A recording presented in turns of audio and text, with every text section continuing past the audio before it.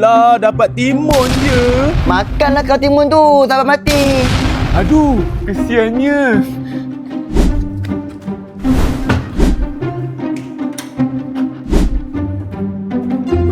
Sebenarnya ni si pandai nak beli iPhone.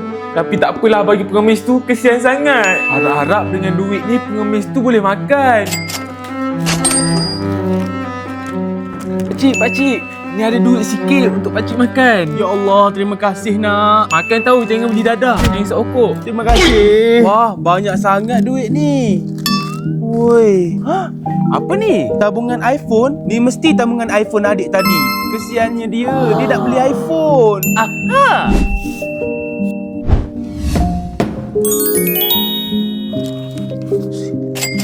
Semoga adik tadi gembira dapat iPhone baru. Ya, siapa tu? Ha? Apa ni? Ha? iPhone impian aku!